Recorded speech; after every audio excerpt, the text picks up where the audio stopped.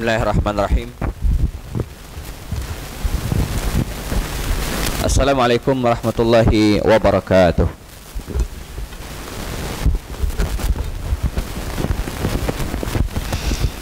Alhamdulillahi rabbil alamin, wa bihi nasta'in ala umur dunya waddin. Asyhadu an la ilaha illallah wa asyhadu anna Muhammadan abduhu wa rasuluhu la nabiyya ba'dah. Allahumma salli ala hadzal nabiyil karim wa ala alihi wa sahbihi ajma'in. Rabbi shrah li sadri wa yassir li amri wahlul 'uqdatam min lisani yafqahu qawli. Faqala ta'ala fi kitabihil karim, a'udzu billahi minasyaitonir rajim. Bismillahirrahmanirrahim. Daraballahu mathalan lil ladzina kafaru imra'ata nuhin wa imra'ata lut kanata tahta 'abdaini min 'ibadina salihin فخانتهما فلم يغني عنهما من الله شيئا وقيل ادخلا النار مع الداخلين. Sadaqallah. Ibu-ibu dan jemaah sekalian rahimakumullah, kita sama-sama bersyukur kepada Allah Taala pada hari ini dipertemukan kembali oleh Allah Taala di musala kita, di musala surau kita Melbourne, Australia, dalam kondisi sehat, memasuki Ramadan yang ke-13 ya. 13, hampir separuh perjalanan Ramadan akan kita lalui. Kita berharap semoga Allah SWT menyampaikan usia kita ke akhir Ramadan dan menerima amal ibadah kita selama 1 bulan penuh, sehingga ya, kita lulus menjadi orang yang muttaqin dan mendapatkan ampun dari Allah Subhanahu wa taala melalui sabdanya, "Man shama ramadhana imanan wa ihtisaban, ghufira lahu ma taqaddama min dhanbihi." Barang siapa yang melaksanakan shaum Ramadan ya, imanan wa ihtisaban, sepenuh keimanan dan pengharapan dari Allah Subhanahu wa taala, ya, ghufira lahu ma taqaddama min dhanbihi, maka akan diampuni dosa-dosanya yang sudah lalu. Jadi ketika kita melaksanakan Ramadan dengan baik, maka dosa-dosa kita akan diampuni oleh Allah Subhanahu wa taala seluruhnya. Dalam hadis lain Nabi mengatakan ya, war ramadhanu ila ramadhan ya, yukaffiru ma bainahuma atau kama qala Rasulullah. Antara Ramadan satu dengan Ramadan yang lain ya, itu menghapus dosa-dosa di antara keduanya. Artinya kalau hari ini kita berpuasa sebulan penuh Ramadan, nah ini bisa menghapus dosa-dosa kita antara bulan Ramadan ini dengan bulan yang atau Ramadan yang tahun lalu ya. Nah, ketika setelah Ramadan lakukan dosa lagi dan kemudian ketemu Ramadan kita laksanakan lagi, maka Ramadan kita ini menghapus dosa yang sudah lalu. Nah, karena itu ya, menjadi konsentrasi kita untuk memenuhi hari-hari Ramadan ini dengan kebaikan, dan menjadi orang yang sangat merugi kalau kita ya, melewati Ramadan atau Ramadan nanti lewat berlalu, kita kemudian tidak mendapatkan apa-apa. Hari ini kita akan membahas, kalau saya tidak salah hitung ini pertemuan kita yang kelima ya, pertemuan kita yang kelima. Tadi disampaikan pertemuan hari ini agak spesial temanya dibanding dengan yang sebelumnya ya. Jadi kalau yang sebelumnya itu kita bicara tentang al-mubasyarah ya, wanita-wanita yang diberikan kabar gembira masuk surga ya, baik yang hidup sebelum Rasul SAW ataupun mereka yang hidup di masa baginda Rasul SAW. Nah, hari ini kita akan membahas justru ya, wanita-wanita yang dipastikan masuk neraka. Jadi sudah ada teks Al-Qur'annya bahwa mereka masuk neraka ya, jadi kita nggak nebak-nebak gitu ya, karena tidak boleh memvonis seseorang masuk neraka kecuali sudah ada teks dalam Al-Qur'an bahwa mereka akan masuk neraka. Kita hanya akan membahas 3 ya pada kesempatan kali ini. Yang pertama adalah Imra'atun Nuh ya, istri Nabi Nuh ya, Imra'ah Nuh ya, istri Nabi Nuh. Yang kedua adalah Imra'at Lut ya, istri Nabi Lut ya, Lut ya, istri Nabi Lut alaihissalam. Nah, kemudian yang ketiga adalah ya, istri Abu Lahab, istri Abu Lahab. Kita akan bahas, kita akan gabungkan istri Nabi Nuh dan Nabi Lut dalam penjelasan ya, kalau memungkinkan nanti. Sementara istri Nabi Abu Lahab kita akan bahas sedikit terpisah ya, sambil menelaah surat Tabbat yada Abi Lahab wa tab atau surat Al-Lahab. Nah, kita akan bahas dulu ya, istri Nabi Nuh dan istri Nabi Lut. Mengapa kedua wanita ini dijamin oleh Allah Subhanahu wa taala masuk neraka ya. Jadi bukan dijamin masuk surga ya, tapi dijamin masuk neraka. Dalam beberapa sholat tarawih belakangan ya, saya membaca firman Allah Subhanahu wa taala dari awal surat, ada pertengahan surat, yakni surat At-Tahrim. Nah, pada ayat yang ke 10 ya, ayat yang ke-10 sampai dengan ayat yang ke-12 ya, itu menceritakan dua kelompok wanita. Ya, dari ayat ke-10 dari surat At-Tahrim sampai dengan ayat yang ke-12 itu menceritakan tentang ya, kondisi dua wanita yang sudah lalu. Nah, kita sempat bahas ayat 11 dan 12 itu menceritakan tentang istri Firaun yang masuk surga dan ya, Maryam ya, yang juga dimasukkan oleh Allah SWT ke dalam surga. Nah, pada ayat yang ke-10 Allah Subhanahu wa taala menegaskan menceritakan tentang dua wanita yang akan kita bahas pada kesempatan kali ini ya. Bagi ibu-ibu yang punya mushaf ya, lebih afdol kalau dilihat ya, mushaf handphone atau mushaf beneran gitu ya, sama surat At-Tahrim ayat yang ke-10. Coba kita buka surat At-Tahrim ayat yang ke-10. Ini merupakan jaminan ya, surat atau ayat yang menjamin bahwa dua wanita yang akan kita bicarakan pada kesempatan kali ini masuk neraka. Ya, surat At-Tahrim di mushaf saya jatuh pada halaman page 561. Ya, halaman 561. Bismillahirrahmanirrahim. Ya. Ya, juz 28 surat At-Tahrim ya, halaman 561 ayat yang ke-10. Daraballahu mathalan lil ladzina kafaru imra'ata nuhin wa imra'ata lut. Kanata tahta 'abdaini min 'ibadina salihain. Fakhanatahuma falam yughniya 'anhuma minallahi syai'a. Wa qila adkhulan nara ma'ad dakhilin. Ya. Daraballahu mathalan ya, Allah Subhanahu wa taala memberikan permisalan ya, perumpamaan ya. Jadi di antara tujuan Al-Qur'an ini ditulis adalah sebagai masalan, sebagai contoh ya. Kisah-kisah kalau kita telaah barangkali sampai 70% isi konten Al-Qur'an itu terdiri dari al-qasas, kisah-kisah. Tujuannya agar menjadi masalan, menjadi contoh bagi kita ya, mengapa mereka masuk surga harus kita ikuti, mengapa mereka masuk neraka maka jangan kita ikuti. Daraballahu masalan, Allah Subhanahu wa taala membuat permisalan. Ya, masalan permisalan. Lil ladzina kafaru, bagi orang-orang yang kufur, bagi orang-orang yang kafir. Nah, jadi berikut contoh orang yang kafir. Siapa? Imra'ata Nuh wa imra'ata Lut. Yakni ya, istrinya Nabi Nuh dan istri Nabi Lut. Ya. Kanata tahta 'abdaini min ibadina shalihain. Ya, adalah keduanya ya, istri Nabi Nuh dan istri Nabi Lut ini tahta 'abdaini. Itu di bawah naungan dua orang hamba kami. Maksudnya Nabi Nuh dan Nabi Lut, ya. Min ibadina shalihain, di mana kedua hamba kami tersebut termasuk orang-orang yang soleh. Nah, jadi hidup di tengah orang-orang yang soleh, berlawanan dengan istri Firaun yang namanya Asia, hidup di tengah orang-orang yang tidak soleh. Nah, ini justru mereka tinggal di tengah orang-orang yang soleh. Fakhanatahuma, tetapi keduanya itu berkhianat, ya, mengkhianati suami mereka masing-masing. Falam yughniya anhuma minallahi syai'a, dan tidak memberikan apa-apa terhadap keduanya itu satupun ya, dari Allah Subhanahu wa taala. Nah, poinnya terakhir, wa qila dakhulan nara ma'ad dakhilin, dan dikatakan kepada keduanya itu ya, masuklah kalian ke dalam neraka ma'ad dakhilin, bersama orang-orang yang memasuki. Nah, jadi poin terakhir ini yang kemudian menjadi vonis, jelas teksnya, tidak perlu penafsiran ya.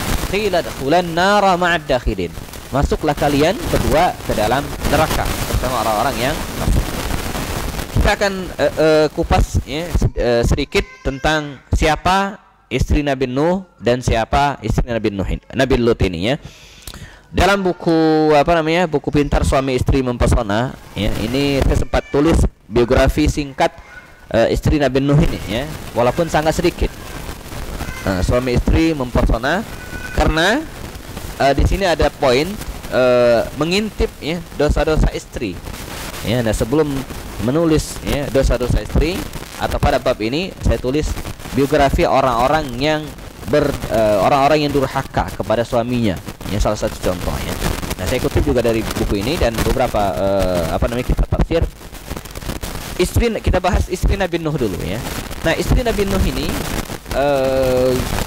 atau Nabi Nuh sendiri ya merupakan nabi yang diutus oleh Allah Subhanahu wa taala. Sejumlah riwayat mengatakan sekitar 10 abad setelah Nabi Adam. Ya, jadi Nabi Adam, jeda antara Nabi Adam alaihissalam dan Nabi Nuh itu sekitar 10 abad. Satu abad itu 100 tahun. Jadi 10 kali 100 tahun berapa tuh? 1000 tahun ya. Nah, kira-kira 1000 tahun. Kira-kira 1000 tahun. Dan Nabi Nuh ini, ibu sekalian rahimakumullah, termasuk di antara nabi yang paling sabar. Ya, nabi yang paling sabar. Makanya dia dimasukkan oleh para ulama ya sebagai bagian dari atau salah seorang nabi yang ulul azmi. Ya, ulul azmi. Nabi yang ulul azmi itu ada 5 ya. Nabi Nuh, kemudian Ibrahim, kemudian siapa lagi? Musa, kemudian Isa dan Muhammad sallallahu alaihi wasallam. Ini disebut nabi-nabi yang ulul azmi ya. Mereka yang memiliki azam ya, kegigihan, kesabaran luar biasa. Jadi di antara ciri ulul azmi itu adalah mereka memiliki kesabaran yang luar biasa. Nah, di antaranya adalah Nabi Nuh ya. Nabi yang sangat sabar ya, sama dengan walaupun kesabaran Nabi Nuh ini ibu sekalian itu tidak seberapa dibanding dengan kesabaran Nabi Muhammad sallallahu alaihi wasallam ya. Kalau kita baca surat Nuh misalnya, kita akan menemukan, nanti kita akan ketemu insyaallah. Jadi Nabi Nuh ini nabi yang paling sabar. Mengapa paling sabar? Karena ya, dia diutus oleh Allah Subhanahu wa taala kepada kaumnya dalam jeda waktu yang sangat lama. Dalam surat Asy-Syu'ara itu Allah mengatakan, "Walaqad arsalna Nuhan ila qaumihi falabitha fihim alfa sanatin illa 50 'ama." Sungguh kami telah mengutus Nabi Nuh alaihissalam itu ila qaumihi, kepada kaumnya, falabitha fihim, dan dia tinggal menetap berdakwah di tengah kaumnya itu alfa sanatin illa 50 'ama, 1000 tahun kurang 50, 950 tahun ya. Jadi kalau kita cuman di sini baru 2-3 tahun ngajak rekan kita mengaji, dia belum mau, itu belum seberapa ya. Itu belum seberapa. Kalau kita mendidik dan kemudian mengajak suami kita yang untuk melakukan kebaikan ya, usia pernikahan baru 5 tahun, 6 tahun, itu belum seberapa. Nabi Nuh itu ya, alfa sanatin illa 50 'ama, 950 tahun. Sabar luar biasa. Ya, makanya nanti pada puncaknya dia pernah berdoa ibu sekalian. Dalam surat Nuh itu disebutkan ketika Allah Subhanahu wa taala ya, setelah sekian lama dan kemudian Allah akan menurunkan azab kepada kaum Nuh berupa banjir besar. Nah, Nabi Nuh berdoa ya. Saya ingin sampaikan begitu besar tinggi kesabaran Nabi Nuh, tapi itu tidak seberapa dibanding dengan kesabaran Nabi Muhammad sallallahu alaihi wasallam. Dalam doanya Nabi Nuh mengatakan dalam surat Nuh ayat 26, "Wa qala Nuhur rabbi la tazar 'alal ardi minal kafirin dayyarah." Ya. Dan Nuh berdoa, wahai Tuhanku, la tazar 'alal ardi, janganlah engkau sisakan di muka bumi. Ya, minal kafirin, dari orang-orang kafir, dayyarah, satu rumah pun. Jadi habisin semua. Ya, ini barangkali saking kesalnya gitu ya. Jadi Rabbi la tazar 'alal ardi minal kafirin dayyarah. Ya. Mengapa? Innaka intazarhum yudillu ibadaka wa la yalidu illa fajiran kafara. Sungguhnya ya, dalam surat Nuh ayat 27, sungguhnya manakala engkau meninggalkan mereka ya, orang-orang kafir itu ditinggalkan, disisakan, tidak dihabiskan semua, yudillu ibadaka ya, mereka akan menyesatkan hamba-hambamu yang lain yang tidak sesat. Jadi kesesatan itu bisa menular gitu ya, menular kepada yang lain. Wala yalidu, dan tidak akan melahirkan ya, anak illa fajiran kafara, kecuali orang-orang yang fajir dan kafir juga. Jadi kata Nabi Nuh, habisin ya Allah ya mereka, sebab kalau tersisa mereka akan bikin sesat yang lain. Ini buat apa? Pun ketika mereka melahirkan juga akan melahirkan anak-anak yang kafir. Nah, ibu sekalian, ini sangat berbeda dengan doanya Nabi Muhammad sallallahu alaihi wasallam ketika ya, kita ingat kisahnya Nabi Muhammad hijrah ke Taif untuk berdakwah. ya kan? Nah, ketika dia sampai di Taif, justru bukan mendapatkan sambutan dakwah dari masyarakat Taif, tapi dilempari dengan batu. Ya, jadi anak-anak kecil itu ngelemparin Nabi dengan batu sampai kaki Nabi berdarah. Nah, dalam kondisi yang sangat memprihatinkan itu, ya, malaikat Jibril datang menemui Rasulullah. Ya Muhammad, kalau anda mau, ya, kalau anda ingin, ya, saya bisa mengangkat 2 gunung, ya, Al-Ahbasyain, ya, 2 gunung di Makkah ini, saya angkat dan akan dilemparkan kepada penduduk Taif yang sangat durhaka itu. Ya, kita bandingkan antara Nabi Nuh dengan Nabi Muhammad. Tapi apa kata Nabi Muhammad? Jangan. Ya, fa'innahum, karena mereka itu, ya, qaumun la ya'lamun, mereka itu kaum yang tidak mengerti. Dan saya berharap, kata Rasulullah SAW, ya, nanti dari mereka itu akan lahir generasi-generasi yang mentauhidkan Allah Subhanahu wa taala. Nah, beda, ya. Nabi Nuh hancurkan saja, Nabi Muhammad tidak.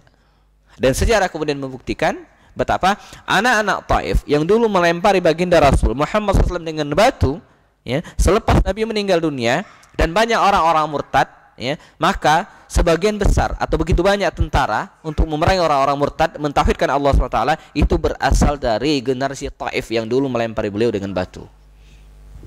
Ya. Kita bicara tentang tingkat kesabaran. Nah, kembali ke Nabi Nuh alaihissalam, dalam kondisi berdakwah selama 150 tahun itu, mestinya, ya, keluarga Nabi Nuh, ya, istrinya, ya, adalah orang-orang yang mendukung beliau. Mestinya begitu. Tapi ternyata tidak, ya, ternyata tidak. Dia tidak, awalnya dia beriman, tapi kemudian, ya, mengkhianati Nabi Nuh alaihissalam, ya. Nah, catatan sejarah, ya, mencatat nama dari istri Nabi Nuh ini adalah, ya, Wafilah, ya, nama Wafilah, ya. Wafilah binti Lamik bin Mutashih bin Idris. Jadi masih ada darah keturunan Nabi Idris alaihissalam, ya. Jadi ayahnya, ya, jadi masih ada keturunan dari Nabi Idris alaihissalam, karena manusia memang belum banyak waktu itunya. Nama wanita ini adalah Wafilah. Demikian ulama-ulama tafsir menyebutkan, ya, namanya Wafilah.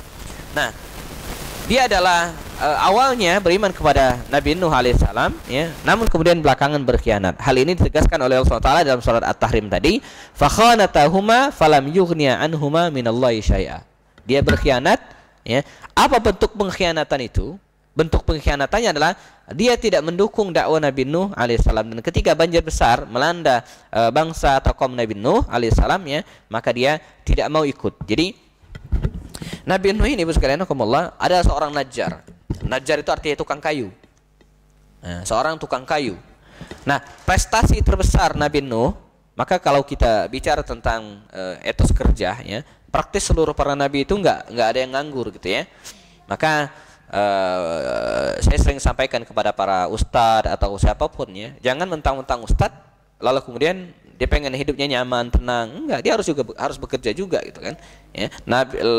Para nabi dulu mereka adalah para pekerja. Nabi Nuh tukang kayu, Nabi Musa penggembala, ya, kemudian dan seterusnya, ya. Mereka adalah orang-orang yang memiliki etos kerja yang baik. Nah, dia tukang kayu dan prestasi terbesarnya adalah ketika dia membuat kapal. Ya, kita ingat bagaimana kisah Nabi Nuh alaihissalam membuat kapal yang awalnya diejek-ejek oleh kaumnya. Dalam surat Nuh disebutkan, misalnya, qala rabbi inni da'utu qaumi laila wa nahara. Ya, wahai Tuhanku, sungguhnya aku berdakwah kepada kaumku lailan wa nahara, siang malam. Ya, siang malam. Tapi apa? Falam yazidhum du'ai illa firara. Tetapi mereka tidak menjawab, ya, dakwahku, tapi justru firara, justru melarikan diri. Ya, wa inni kullama da'utuhum litaghfira lahum, dan, ya, sungguhnya aku setiap kali mendakwahi mereka litaghfira lahum, agar engkau mengampuni mereka, ja'alu asabi'ahum fi azanihim, mereka menjadikan jari jemari mereka itu di telinga. Jadi tidak mau mendengar dakwah Nabi Nuh alaihissalam. Wastaghshaw thiyabahum, dan menggunakan pakaian mereka itu untuk menutup tubuh mereka, wa asarru wastakbaru istikbara, dan mereka berlaku sombong, ya, selama 150 tahun. Nah, lalu mendekati akhir dakwah Nabi Nuh, Allah SWT memerintahkan kepada Nabi Nuh alaihissalam untuk membuat bahtera, ya, as-safinah, kapal besar, ya, kapal yang sangat besar, kepada Nabi Nuh. Dan kemudian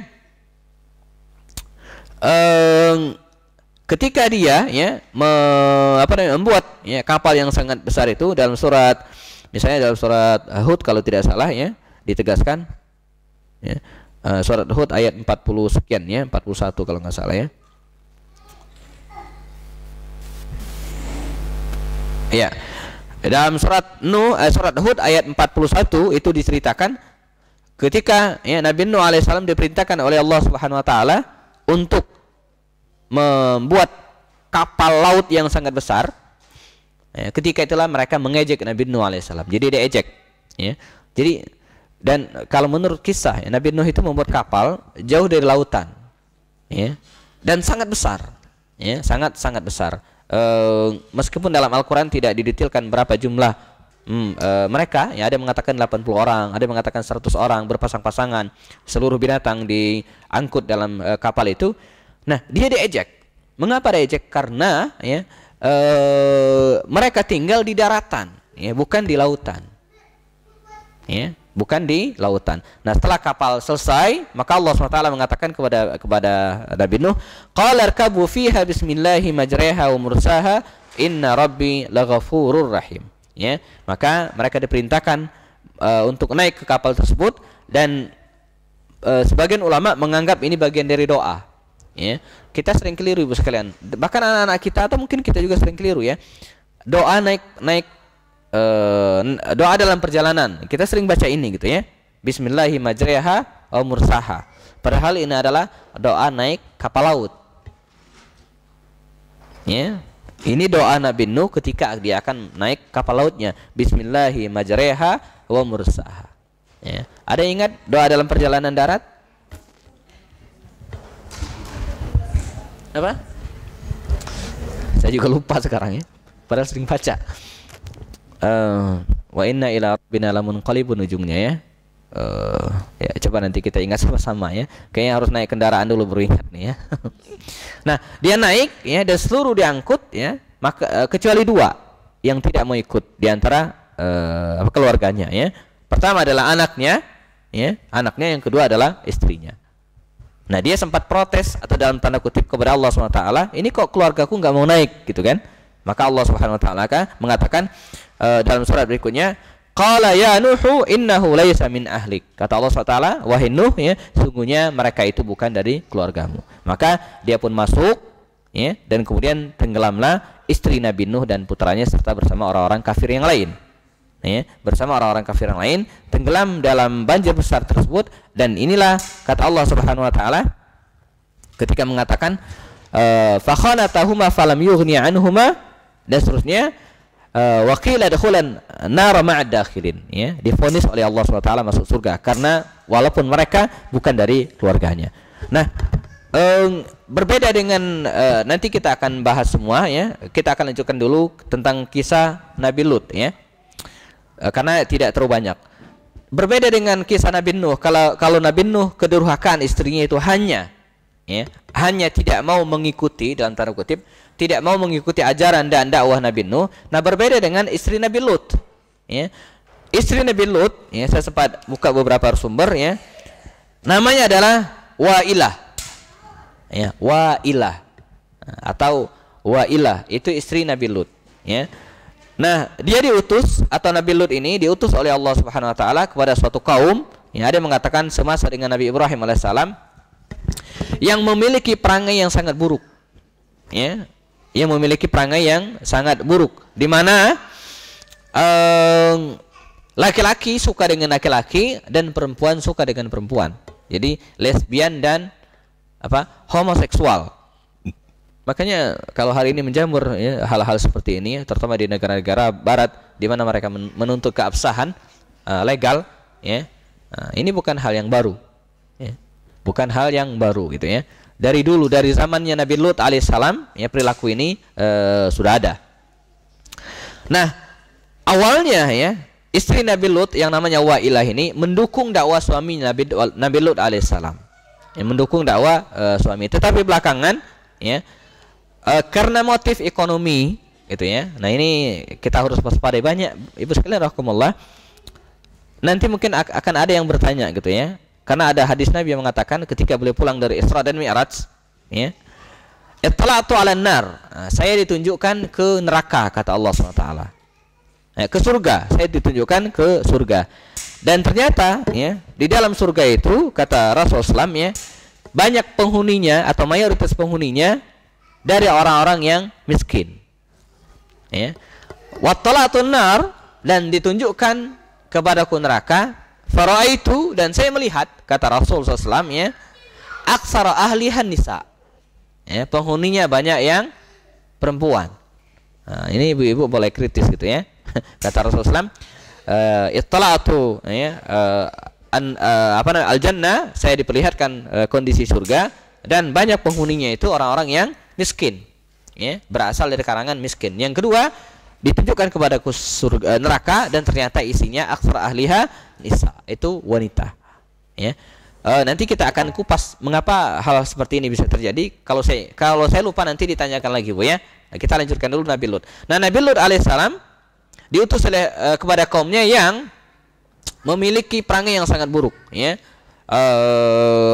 Sering ya, memiliki bukan hanya perangai yang sangat buruk ya, tapi juga bersifat aktif. Ya, jadi gini, Bu. Kejahatan itu ada dua. Ada kejahatan yang untuk dirinya sendiri, tapi ada kejahatan yang sampai mempengaruhi orang lain. Ya, kejahatan yang merusak. Ya. Makanya di dalam Al-Quran ya, ketika bicara tentang kejahatan ya, Allah menyebut dengan ungkapan fahisha. Jadi zina itu ya, disebut oleh Allah Subhanahu. Kalau orang tidak mau sholat ya, itu tidak disebut fahisha. Dosa iya, besar iya. Tapi seperti zina ya, minuman keras, judi ya, kemudian seperti ini ya, homoseksual dan lesbian, ini bukan hanya dosa, tapi juga fahisha. Nah, fahisha itu adalah perbuatan dosa yang merusak diri sang pelaku, tapi juga orang lain. Ya, dan dosanya besar. Ya, jadi maka ketika bicara tentang zina, Allah mengatakan, wala taqrabuz zina innahu kanat fahishatan wa sa'a sabila. Janganlah kalian dekati zina, karena perzinaan itu ya, fahisha, perbuatan fahisha, merusak diri sang pelaku. Ya, perzinaan itu merusak kehormatannya, merusak dirinya dan seterusnya, dan merusak juga orang lain, keturunannya. Ya, ketika perzinaan dilegalkan misalnya, apa yang akan terjadi? Ya, betapa banyak orang tidak punya ayah misalnya, ayahnya nggak jelas. Itu salah satu, merusak keturunan, menyebarkan berbagai penyakit. Jadi bukan hanya merusak diri sendiri. Nah, begitu juga dengan kaum Nabi Lut ini ya. Dia melakukan sebuah perbuatan fahisha, ya. Perbuatan laki-laki suka dengan laki-laki dan sebaliknya. Tetapi ya, mereka tidak hanya pasif, bukan hanya melakukan untuk diri mereka sendiri, tapi bersifat aktif. Mengajak orang lain. Ya, mengajak orang lain. Nah, bahkan ya, mereka mengincar, karena Nabi Lut itu kan setiap hari, setiap saat selalu didatangi oleh tamu, ya, tamu ini, ya. Nah, mereka selalu mengintip. Jadi kalau tamu Nabi Lut ini laki-laki, mereka segera serbu. Jadi ganas gitu, Bu ya, kira-kira ya. Nah, di awal di awal istri Nabi Lut ini berada di belakang Nabi Lut ya, mendukung beliau ya. Tapi lama-kelamaan diceritakan ada seorang wanita tua ya. Ada yang mengatakan ini iblis ya, yang menyerupai wanita tua ya, datang menemui istri Nabi Lut alaihissalam ya. Dia menawarkan kerjasama, begitu kira-kira ya. Dan kerjasamanya sederhana, Bu. Ya. Nanti kalau Nabi Lut ini ada tamu ya, laki-laki, kontak ya, kira-kira begitulah ya, hubungi gitu ya, segera kabarkan ya kaum laki-laki penduduk para pemuda ya, penduduk kaum Lut tersebut ya. Jadi kalau selama ini mereka tidak tahu kalau Nabi Lut itu sering kedatangan laki-laki gitu ya. Nah, maka dia dan orang yang paling tahu kondisi Nabi Lut itu adalah istrinya. Apa maksudnya ya? Jadi wanita ini menawarkan kepada Wailah ini ya, supaya bersedia memberitahu laki-laki penduduk Sodom, nama tempatnya itu Sodom, bahwa ada lelaki tampan yang berada di dalam rumahnya. Ya. Nah, awalnya tidak mau, ya, karena diiming-imingi kekayaan, ya, emas dan perak dan seterusnya. Bahkan dilihat mengatakan istri Nabi Lut ini ya, diberi komisi. Jadi satu kali berita dia mendapatkan uang. Jadi begitu ngabarkan langsung dapat uang, ya. Jadi kayak mata-mata begitulah, ya. Padahal mestinya dia berada di belakang Nabi Lut alaihissalam. Nah, akhirnya, ya, karena terdesak dan seterusnya, akhirnya dia mau menerima tawaran tersebut. Nah, ini juga pelajaran bagi kita bagaimana saya sering sampaikan tanpa harus menyalahkan, ya, beberapa pihak, karena tidak bisa disalahkan juga satu pihak, ya. Berbagai macam korupsi, ya, dan tindak kejahatan yang lainnya itu kadang tidak bisa dipisahkan dengan tuntutan istri yang ada di rumah, ya, mau tidak mau. Dan itu memang sudah lazimnya. Saya pernah jelaskan mungkin mengapa dalam ayat Al-Quran kita menemukan banyak ayat yang menjelaskan bahwa di surga nanti banyak bidadari yang disediakan untuk laki-laki, ya. Dan perempuan mungkin ada yang protes, ya. Lalu ada bidadara? Enggak ada. Mengapa? Secara kajian psikologis, ya, bahwa puncak kenikmatan dan puncak kebahagiaan seorang laki-laki itu ada pada wanita ketika dia bisa mendapatkan wanita.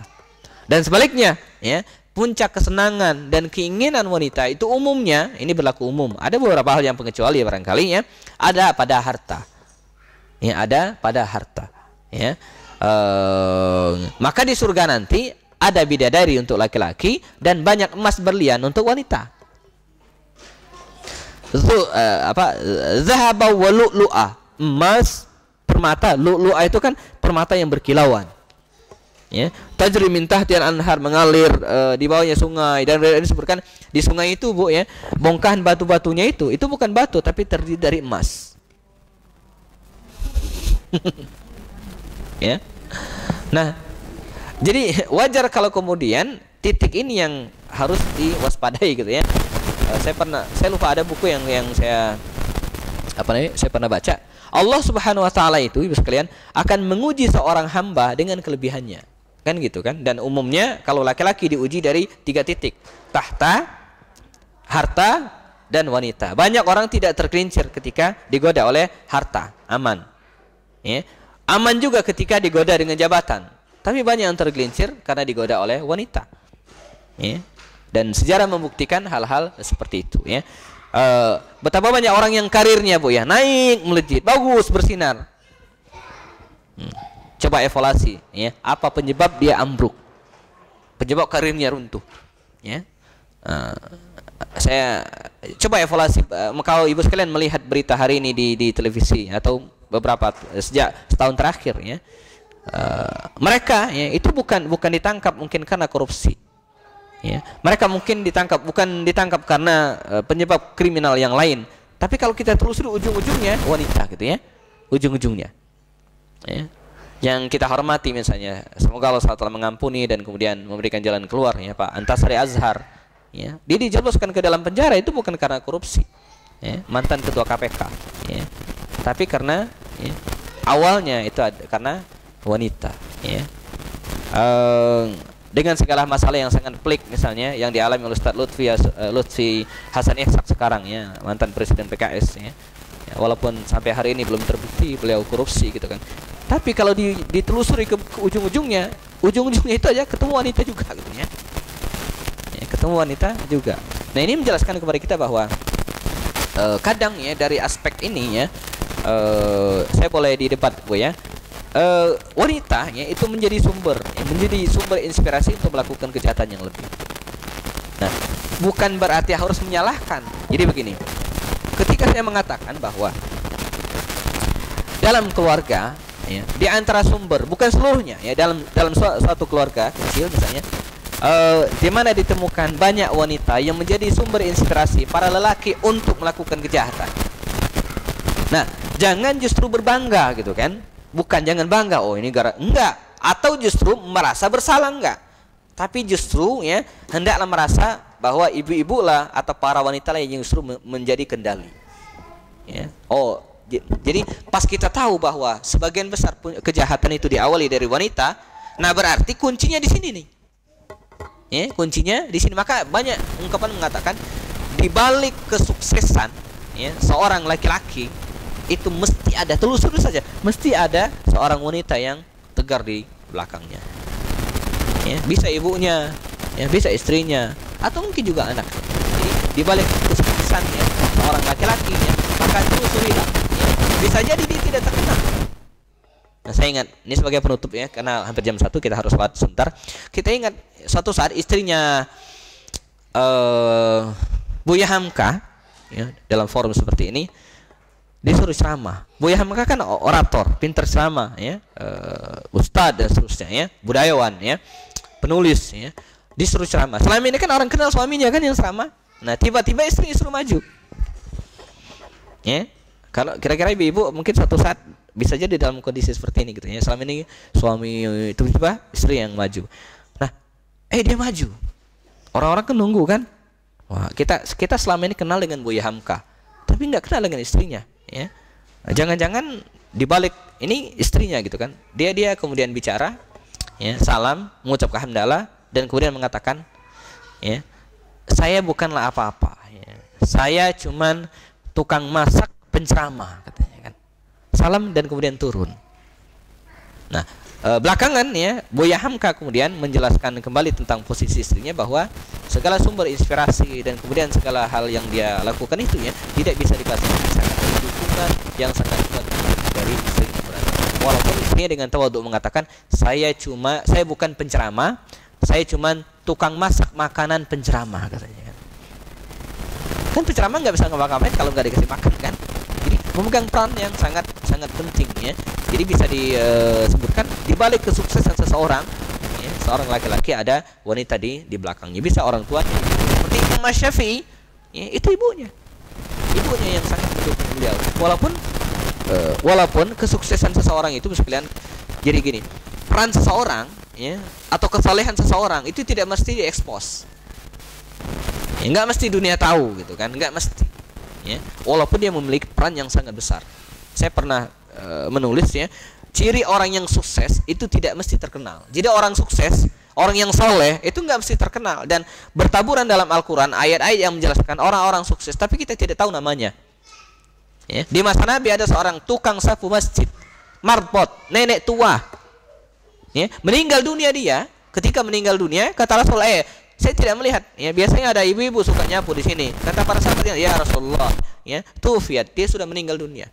Rasulullah kaget dan marah ya, meninggal dunia ya, dia meninggal dunia lalu kalian tidak memberitahu saya, kata Rasul.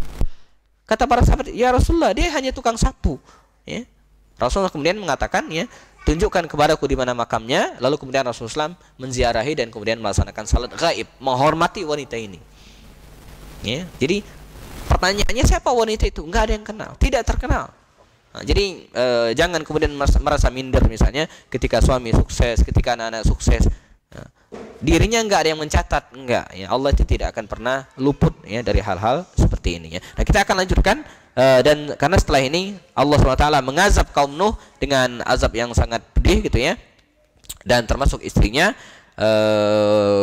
dan bagaimana Allah SWT mengazab ya kaum Nabi Lut ini ya, kita akan teruskan setelah break salat zuhur dulu karena hampir jam 1. Setelah itu kita akan teruskan satu lagi kisah ya, istri Abu Lahab, dan sebelumnya kita akan ambil satu pelajaran dari kisah ini. Demikian sementara kita cukupkan, kita melaksanakan salat zuhur secara berjamaah. Assalamualaikum warahmatullahi wabarakatuh.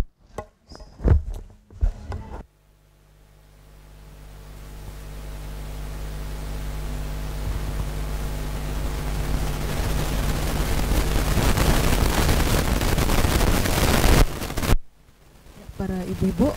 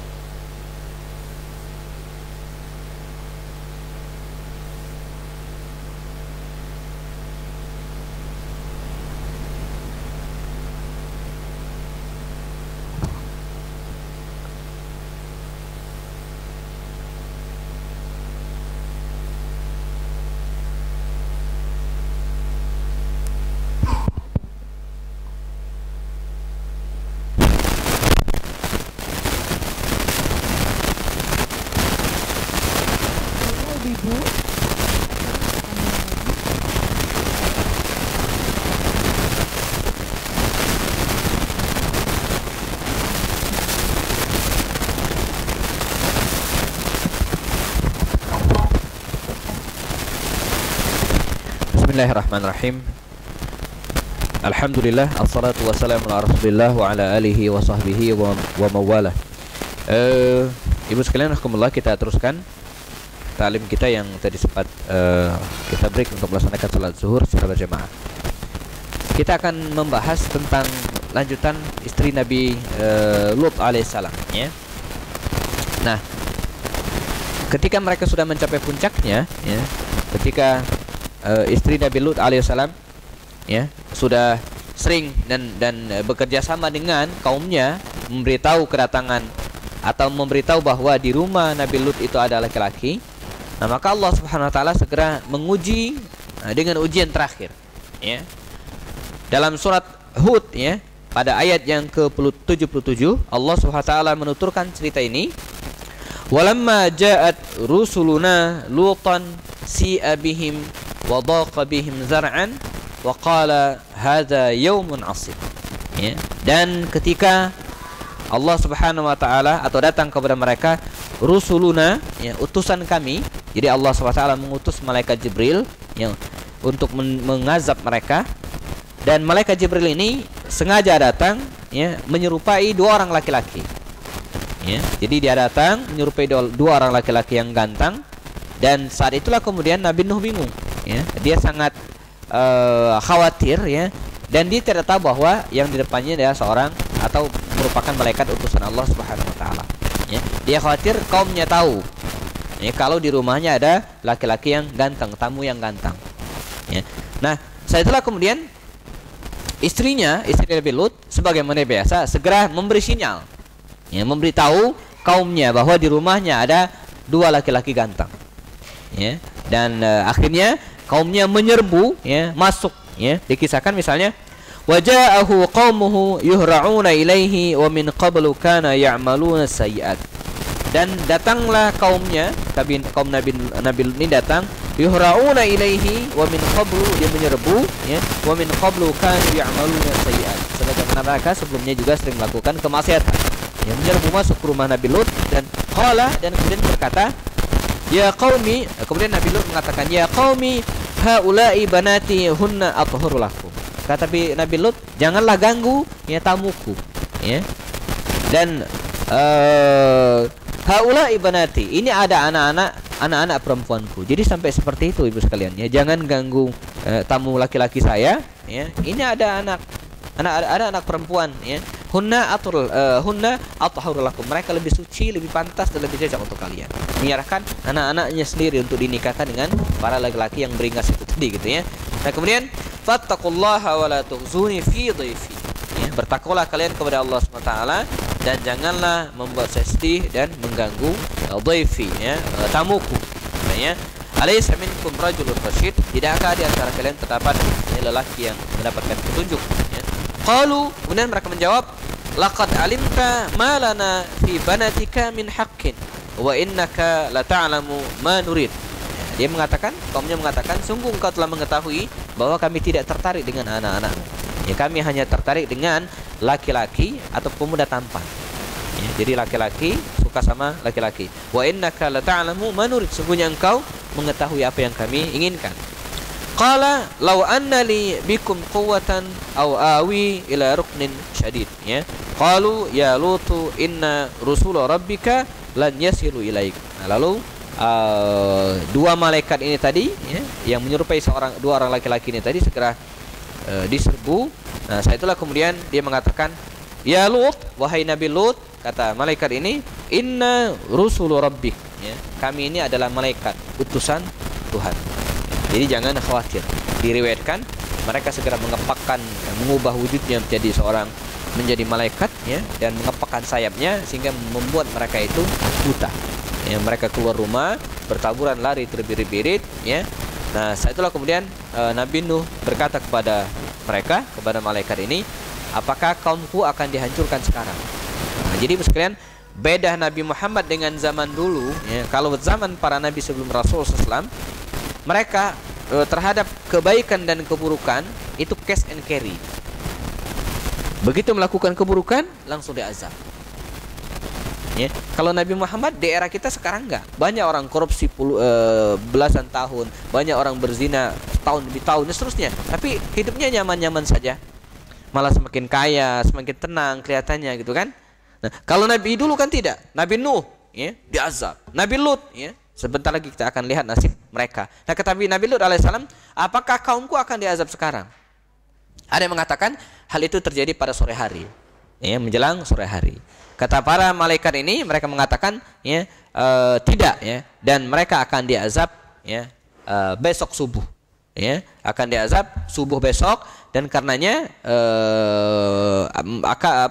mereka di Nabi Nuh alaihissalam ya, Nabi Lut alaihissalam diminta untuk bersiap-siap untuk meninggalkan ya rumahnya dan membawa serta keluarganya ya, karena mereka akan diazab.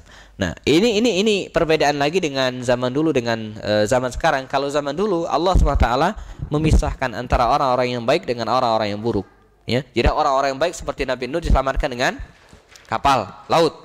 Nabi Lut alaihissalam diperintahkan untuk pergi dulu baru kemudian azab. Kalau di masa Nabi Muhammad tidak. Ya, bisa jadi orang yang baik, orang yang soleh itu ya mendapatkan musibah serupa seperti orang-orang yang seperti di Aceh itu. Itu banyak orang-orang soleh. Tapi ketika gempa dan tsunami melanda, maka mereka mendapatkan musibah semua. Ya, maka kata Allah dalam Al-Qur'an, hendaklah kalian takut kepada azab la tusibannallazi nakafaru minkum khassah. Yang dimana azab itu ya tidak hanya menimpa bagi orang-orang yang kafir saja. Ya, justru bedanya kita dengan para nabi sebelumnya. Jadi azab itu menimpa juga orang-orang yang soleh. Tentu kadarnya di sisi Allah beda. Maka ketika ada musibah menimpa suatu kaum ya, maka bagi kaum itu ibu sekalian itu bermacam-macam. Ada yang sifatnya azab, pelaku maksiat ya. Misalnya di Aceh itu ya, marak perjudian, marak minuman keras, bagi mereka adalah azab ya. Tapi bagi kaum muslimin bisa jadi itu sebagai peringatan ya. Nah, bagi orang-orang yang soleh, ketika musibah itu datang, itu bisa jadi sebagai keberkahan bagi mereka dengan cara Allah mencabut nyawa mereka dalam kondisi yang baik, gitu kan. Nah, Nabi Lut diselamatkan oleh Allah SWT. Kata Allah SWT, hendaklah engkau pergi ya, dan kemudian sebelum subuh segera pergi keluar kota, dan seluruh keluarga Nabi Lut alaihissalam diajak serta ya. Dalam riwayat itu didetailkan ya, dia harus keluar dari rumahnya dan tidak boleh berpaling ya, dan membiarkan istrinya yang tidak juga mau ikut ke Nabi Lut alaihissalam. Maka pada menjelang subuh Allah Subhanahu wa taala menghancurkan mereka dengan cara apa? Falamma jaa amruna dalam surat Nuh, dalam surat Hud disebutkan falamma jaa amruna ja'alna 'aliyaha safilaha wa amtarna 'alaiha hijaratan min sijilin mandud musawwamatan 'inda rabbika wa ma hiya minadh zalimina biba'id. Ya, dan ketika ketetapan kami datang, kata Allah Subhanahu wa taala, ja'alna 'aliyaha safilaha. Kami jadikan bumi tempat mereka berpijak itu ya, 'aliyaha safilaha. Jadi yang tinggi itu direndahkan. Jadi dibalikkan. Ya. Jadi kampung atau bumi Sodom di mana kaum Nabi Lut tinggal itu ya, diangkat dan kemudian ditimpakan. Ya, jadi dibalik begitu kira-kira ya. Dalam gambaran detailnya itu ada seperti ini, Bu. Kertas gitu kan, diseret, digulung begini. Ya, jadi azabnya begitu kira-kira ya. Jadi yang bawah ini diangkat ke atas gitu kan, terus dibalikkan ya. Lalu wa amtarna 'alaiha hijaratan, dan karena diangkat maka otomatis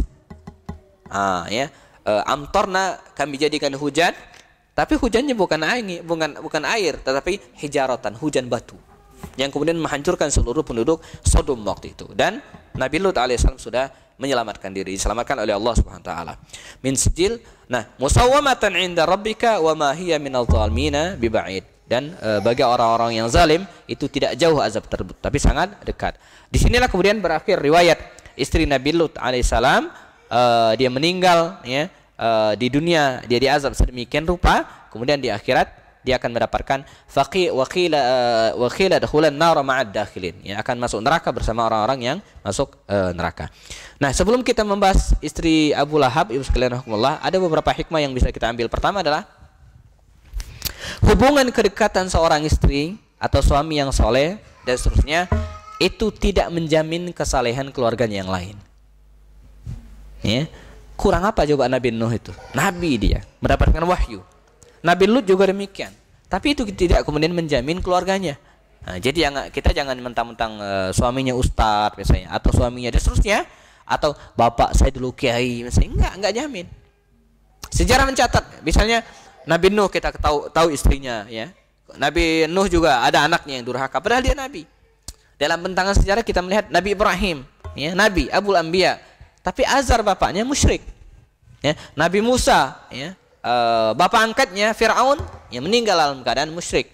Bahkan Nabi Muhammad sendiri, ya, punya paman yang namanya Abu Talib, paman beliau yang mengurus beliau ketika waktu kecil, sepeninggal ibunya dan kakeknya. Tapi kemudian dia meninggal dalam keadaan musyrik. Ya, Allah mengatakan innaka la tahdi man ahbabta walakinallaha yahdi may yasha. Allah yang akan memberikan petunjuk. Nah, ini pelajaran pertama. Kita, ya, jangan bangga bahwa di akhir nanti kita tidak dihitung per keluarga, ya, tidak berhitung per RT, tapi sendiri-sendiri di hadapan Allah Subhanahu wa taala. Kemudian azab, ya, Allah Subhanahu wa taala, ya, itu hanya bisa dihindari dengan cara ketaatan, ya, bukan dengan cara perantara. Jadi enggak ngandelin gitu, ya. Jadi nanti kan bapak saya kan ini, dan seterusnya, enggak, ya, masing-masing, ya. Dan karena itu sama seperti juga seorang istri diazab oleh Allah SWT meskipun suaminya adalah orang yang berilmu, orang yang beribadah rajin dan seterusnya, ya. Kalau dia durhaka kepada suaminya, ya. Dengan adanya perintah agar istri Nabi Nuh dan Lut masuk ke dalam neraka, ini berarti memutus harapan mereka, sudah divonis. Jadi tepat tema kita hari ini kalau mengatakan belajar atau bercermin pada orang-orang yang, ya, divonis oleh Allah SWT neraka. Jadi ini bukan kira-kira lagi gitu, ya, pasti. Karena ketentuan dalam Al-Qur'an itu bersifat pasti, ya. Wa qila dakhulan nara ma'ad dakhilin. Nah, yang berikutnya tidak kalah pentingnya juga, kita menemukan satu poin yang sama, ya, antara dua kisah ini, kisah Nabi Nuh dan kisah Nabi Lut. Poinnya apa? Durhaka kepada suami, ya, durhaka kepada suami. Di buku saya, ya, yang buku Pintar Suami Istri Mempesona ini, saya kupas, ya, detail, ya, dan yang paling banyak poinnya adalah kedurhakaan terhadap suami. Bahkan di antara penyebab, ibu sekalian, kalau kita di awal saya sampaikan tadi, mengapa para wanita, ya, banyak yang masuk neraka, ya, itu diantaranya kata Rasul sallallahu alaihi wasallam dalam sebuah hadis yang diriwayatkan Imam Bukhari, di antara penyebabnya adalah karena kedurhakaan mereka terhadap suami. Itu yang paling banyak. Maka ketaatan terhadap suami fi ma'ruf, ya, dalam hal kebaikan itu harus wajib hukumnya, ya, dalam hal kebaikan, ya. Bahkan, ya, dalam hadis yang sahih juga Rasul mengatakan, seandainya aku diperintahkan atau seandainya seseorang itu boleh sujud kepada manusia, la amartun nisa an tasjuda li zawjiha. Sungguh aku perintahkan seorang istri sujud kepada suaminya. Ya, saking padahal tidak boleh gitu kan. Ya, untungnya tidak boleh. Seandainya boleh, diperintahkan untuk sujud, saking harus kita taat. Fi ma'ruf, dalam hal kebaikan, ya, bukan dalam hal kemaksiatan. Nah, ketaatan ini ibu sekalian rahimakumullah banyak bentuknya gitu kan. Sebaliknya kedurhakaan juga banyak bentuknya, ya. Kedurhakaan itu kan bisa bersifat lisan, ya, lisan, ya. Maka dalam hadis, di sini juga saya kutip, ya, ketika seseorang meninggal dunia, ya, wa zaujuha radin anha, dan suaminya ridho, ya, ridho kepada istrinya itu, ya, maka dia akan dijamin masuk surga. Jadi sederhana. Kalau ada hadis ridullah fi ridha al-walidain, ridho Allah, ya, ada pada ridho kedua orang tua, maka berlaku, ya, bagi istri, ya. Keridhaan suami itu, ya, menjadi tiket baginya untuk mendapatkan surga, ya. Jadi ketika seorang istri meninggal dunia, ya, dan suaminya ridho, ya, maka dia akan mendapatkan surga Allah SWT. Jadi sama durhaka kepada suami poinnya, ya. Kemudian yang terakhir sebelum kita meneruskan tentang Abu Lahab, ya, yaitu, ya, bahwa di akhirat nantinya, di akhirat nanti ini disebutkan dalam surah Al-Infitar, dalam surah Al-Mumtahanah misalnya, seseorang itu dihitung betul-betul berdasarkan dirinya sendiri, ya, tidak bisa menolong orang lain, ya. Apakah itu ayahnya, ya, ataupun bahkan istrinya tidak bisa memberikan syafaat sedikit pun, ya, kecuali syafaat dari Allah, dari Rasul sallallahu alaihi wasallam, ya. Jadi seorang suami betapapun dia memiliki ibadah yang sangat kuat, itu tidak bisa menyelamatkan istrinya, ya, di akhirat nanti. Jadi betul-betul sendiri-sendiri gitu, ya. Tidak saling tolong menolong, ya. Bahkan dalam banyak kisah diriwayatkan betapa banyak orang nanti di akhirat, ya, gagal masuk surga karena orang-orang dekatnya, ya. Misalnya seorang ayah misalnya yang kemudian tidak memberikan pendidikan yang baik kepada anaknya, ya, itu dikisahkan secara dramatis ketika mereka akan masuk surga itu bisa dipanggil, tunggu dulu, ini anakmu selesaikan dulu, ya, mengapa dia tidak beriman, ya, mengapa dia tidak bisa membaca Al-Quran, ya, dan seterusnya. Jadi bukan malah menolong, tapi malah bisa membuat kita sesal. Maka dalam surah Al-Kahfi disebutkan al-malu wal baninu, ya, zina, itu menjadi perhiasan. Dalam ayat lain disebutkan bahwa harta dan anak itu bisa menjadi fitnah, ya, fitnah yang kemudian bisa, kalau kita tidak jaga amanahnya dengan baik, bisa akan menyengsarakan kita. Nah, terakhir sekalian kita akan membahas istri Abu Lahab alaihissalam. Abu Lahab laknatullah. Abu Lahab, kita sering keliru. Ada Abu Lahab, ada Abu Jahal, ya. Nah, yang paman Rasul itu adalah Abu Lahab, ya. Nah, Abu Jahal itu bukan paman Rasul, ya. Jadi jalur nasabnya berbeda gitu, ya. Nah, jadi Abu Lahab ini adalah saudara, ya, kakak, ya, ada yang mengatakan kakak dari Abdullah, ya.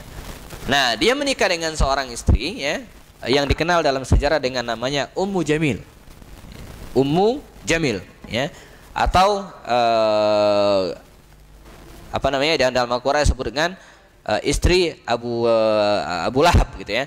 Nah, dia berasal dari nama aslinya, saya menemukan beberapa riwayat, Aura, ya, binti Harb bin Umayyah, atau dikenal juga dengan Ummu Jamil.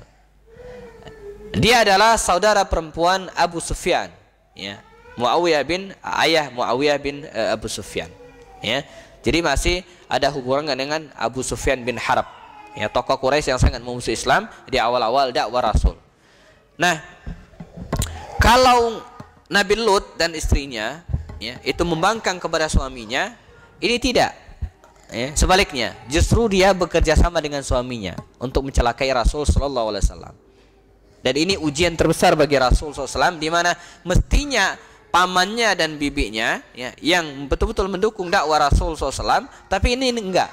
Malah dia terang-terangan, ya, seperti Abu Lahab, suatu saat dia berdiri di sebuah tempat yang sangat tinggi, katanya mengatakan, seandainya Muhammad itu benar, ya, maka kami keluarganya yang akan memberikan dukungan, ya, dan terbukti tidak. Nah, ini tantangan terbesar bagi semua orang, ya. Betapa banyak ibu sekalian rahimakumullah, ya. Dan ini pelajaran juga bagi kita, ya. Saya ada teman di Indonesia, ya. Dia luar biasa gitu, ya. Dakwahnya ibadahnya bagus, hafalan Qur'annya juga bagus gitu kan. Kemudian dia juga sering diundang ceramah, ya. Tapi ada satu hal yang membuatnya malu. Apa, ya? Istrinya, ya. Jadi istrinya, ya, dengan kondisi suami yang seperti itu, dan dia sering mengeluh ke saya, ya, belum pakai jilbab, ya. Maka kalau kita ingin bersilaturahim ke rumahnya, dia rada-rada malu gitu kan, nggak enak, ya. Nah, inilah yang disebut dengan hidayah, ya. Jadi orang-orang yang dekat kita yang mestinya menjadi pendukung, seperti paman Rasul Abu Lahab ini, justru tidak, dan menjadi orang yang paling keras, ya. Kalau kita ingat kisahnya, bukan hanya omongan seperti yang disampaikan tadi, yang disampaikan oleh Abu Lahab untuk mencegah orang-orang masuk Islam, tapi juga fisik, ya. Tapi juga fisik. Misalnya coba kita lihat dalam surat Al-Lahab, ya. Dalam surat Al-Lahab yang kita semua sudah hafal, ya. Ayat ini, ya, menjadi unik di masa baginda Rasulullah SAW, karena dia memvonis seseorang, ya, sudah masuk duluan ke neraka sebelum orang yang meninggal. Ya, jadi sebelum orang yang meninggal sudah divonis masuk neraka. Biasanya kan vonis itu kan setelah meninggal dulu, Bu, ya. Makanya ini sempat menjadi ejekan. Kata Abu Lahab, Muhammad ini, ya, kalau dalam bahasa hukum hari ini bisa kena delik, ya. Dia memvonis seseorang masuk neraka padahal orangnya masih hidup. Bagaimana kalau saya beriman, katanya itu kan? Berarti Qur'annya Muhammad salah, katanya. Paham Bu ya? Jadi sudah divonis tapi orangnya masih hidup. Gitu kan? Orangnya masih hidup. Kata Abu Lahab, coba kalau saya masuk Islam, berarti Qur'annya Muhammad salah, kata gitu kan. Berarti Qur'annya Muhammad salah, tapi sejarah kemudian membuktikan dia tidak pernah masuk Islam. Nah, misalnya atau Allah SWT menurunkan Bismillahirrahmanirrahim, tabbat yada abi lahabi watab, ya. Celakalah ya kedua tangan Abu Lahab. Mengapa celaka? Karena di antara pekerjaannya Ibu sekalian, dia suka membawa kotoran unta, kotoran kambing dan seterusnya, itu sengaja diletakkan di depan pintunya rumah, di depan pintu rumah Rasul sallallahu alaihi wasallam. Jadi jahil banget gitu ya, ponakannya sendiri. Jadi bukan hanya menyakiti secara fisik, tapi juga bukan hanya menyakiti secara lisan, mengejek dan seterusnya, tapi juga fisik. Ya, dilempari kotoran di depan rumah Rasul sallallahu alaihi wasallam, ditemukan kotoran unta dan seterusnya, ya, untuk menjebak Rasul sallallahu alaihi wasallam. Ma'aghna anhu maluhu wa ma kasab, ya. Nah, dia dimasukkan oleh Allah SWT ke dalam neraka, ma'aghna anhu maluhu wa ma kasab, dan tidaklah bermanfaat baginya harta dan apa yang usahakan. Nah, dan ini juga memberikan penjelasan kepada kita bahwa yang akan menolong kita, membantu kita itu bukan harta. Ya, tapi amal ibadah kita. Tapi bukan berarti harta itu tidak penting. Ya, sering saya sampaikan, harta itu bisa menjadi sarana, ya, tapi bukan tujuan utama kita. Jangan sampai kita diperbudak oleh harta di dunia ini, ya, jungkir balik mencari harta. Nah, mending kalau jungkir balik, ya. Kalau jungkir nggak balik-balik kan gawat. Ya. Kerja keras, ya. Nah, semua yang kita lakukan itu mestinya untuk keabadian akhirat kita, bukan untuk dunia, ya. Ma'aghna anhu maluhu wa ma kasab, tidaklah bermanfaat baginya kekayaannya, ya. Karena Abu Lahab ini termasuk orang yang sangat kaya. Bahkan dia pernah menantang, dia berbicara kepada namanya Walid bin Mughirah, ya, orang kaya juga, ya. Saking kayanya Abu Lahab ini, dia pernah mengatakan, sampaikan kepada Muhammad itu, ya, kalau benar surganya itu ada, ya, karena pada awal-awal dakwah, Ibu sekalian, ada 4 hal yang didakwahkan Rasul. Pertama tentang tauhid, ya, la ilaha illallah. Yang kedua tentang akhlak. Yang ketiga tentang kenikmatan surga. Dan keempat tentang azab neraka. Umumnya ini di awal-awal dakwah, ya. Nanti tentang sholat, puasa, zakat itu nanti belakangan, setelah keimanan mereka kuat. Nah, dalam ayat-ayat surga, kenikmatan surga yang sering dilantunkan oleh Rasul dan para sahabatnya, itu sering menjadi bahan ejekan. Kata Abu Lahab, kasih tahu si Muhammad itu, ya, kalau surganya nanti di akhirat memang ada seperti yang disebutkan, ya, innal muttaqina fi jannati wa uyun, ya, fakihina bima atahum rabbuhum wa waqahum rabbuhum azabal jahim, dan seterusnya, hurun ain, ya, dan seterusnya, banyak kenikmatan surga. Katakan kepada Muhammad itu, nanti biar saya beli, katanya, biar saya borong semua itu, saya punya banyak duit, katanya. Saya belum ketemu orang sesombong Abu Lahab, gitu ya. Di Indonesia, di negara kita, di sini, dimanapun mungkin banyak orang sombong, tapi saya belum ketemu ada orang yang saking sombongnya mau membeli surga. Ya, kalau memang surganya ada, biar saya beli semua, saya punya banyak duit. Nanti kalau sudah saya beli, katanya surga itu punya pintu, saya akan tutup dan tidak boleh seorang pun masuk. Dia mengejek, ya, menghina Rasul sallallahu alaihi wasallam. Saya selanaran zatal lahab, ya, dan dia akan masuk ke dalam neraka yang menyala-nyala, ya. Nah, ini salah satu bukti bahwa Abu Lahab divonis oleh Allah SWT masuk neraka. Nah, apa yang dilakukan oleh istrinya? Wa mra'atuhu hammalatal hatab, dan istrinya, ya, membawa kayu bakar, ya. Jadi kerjaan istrinya ini, ya, Ummu Jamil ini, dia mengambil kayu bakar, ranting-ranting kayu itu, ya, kemudian diletakkan di depan pintu rumah Rasul, disiram dengan semacam minyak. Kalau belum ada minyak tanah, ya, sesuatu yang bisa gampang terbakar dan kemudian dibakar, ya, diabadikan oleh Allah Taala. Wa mra'atuhu hammalatal hatab fi jidiha hablum min masad, ya, dalam ikatannya itu ada serabut. Kira-kira begitu terjemahan bebas ayat ini. Nah, dengan adanya ayat ini memberikan penjelasan kepada kita bahwa mereka akan, ya, masuk ke dalam neraka, ya. Dan belakangan Abu Lahab ini meninggal dalam keadaan tragis, ya. Konon dia berantem dengan istrinya, dipukul dengan palang kayu dan mati, ya, Abu Lahab. Kalau Abu Jahal kan meninggal di medan peperangan, di medan Badar. Tapi kalau Abu Lahab, dia tidak ikut perang, di rumah dia berantem dengan istrinya. Menurut riwayat dipukul kepalanya, ya, bengkak dan meninggal tragis, ya, dalam peristiwa tersebut. Nah, istrinya juga tidak lama kemudian meninggal dunia dan mendapatkan azab oleh Allah SWT di akhirat. Nah, sebagai hikmah sekalian rahimakumullah, ya, sebagian sudah saya sampaikan tadi. Ma'aghna anhu maluhu wa ma kasab, ya. Tidak berguna sedikit pun harta benda untuk melindungi seseorang dari azab Allah Subhanahu wa taala. Jadi harta yang banyak itu tidak bisa membeli, ya, ataupun tidak bisa mengantisipasi, ya, azab Allah Subhanahu wa taala. Betapa kayanya Abu Lahab, ya, betapa banyak uangnya, tapi kemudian tidak bisa menyelamatkannya. Ma'aghna anhu maluhu wa ma kasab, ya. Kemudian yang berikutnya, tidak bermanfaat sedikit pun hubungan kekerabatan seseorang, ya, seorang musyrik, di mana Abu Lahab adalah paman Rasul SAW, tapi ia dalam neraka. Meskipun pamannya, ya, tetap tidak bisa mendatangkan pertolongan kepada dirinya, walaupun Rasul adalah keponakannya sendiri, ya. Paman Rasul yang baik saja seperti Abu Thalib, yang baik saja, tapi karena tidak beriman, itu tidak bisa ditolong oleh Rasul. Kita ingat kisahnya ketika Abu Talib, paman beliau, saudara dari Abu Lahab ini, terbaring sakit ketika akan meninggal dunia. Kata Rasul, "Ya ammi, wahai pamanku, ya, qul la ilaha illallah." Katakan la ilaha illallah, satu kalimat saja. Asfa'u biha, ya, saya akan memberikan syafaat dengan kalimat ini, ya, amam Allah yaumal qiyamah, di hadapan Allah pada hari kiamat. Tapi dia tidak mau. Ya, tapi dia tidak mau. Apalagi paman beliau yang namanya Abu Lahab, yang selalu menghina, mengejek, melempari dengan kotoran, tentu tidak akan mendapatkan syafaat dari Rasul Shallallahu Alaihi Wasallam. Nah, terakhir sebagai penutup, ya, Ummu Jamil, ya, atau istri Abu Lahab ini juga memberikan cermin kepada kita tentang kedurhakaan. Kalau istri Nabi Lut dan istri Nabi Nuh tadinya durhaka, ya, kepada Allah Subhanahu Wa Taala, meskipun durhakanya kepada Allah Subhanahu Wa Taala, meskipun suaminya orang yang saleh, tapi ini tidak, dua-duanya. Ya, ini dalam konteks ta'awanu. Kalau dalam Al-Quran kita dianjurkan ta'awanu alal birri wa taqwa, ya. Nah, ini ta'awanu alal ismi wal udwan.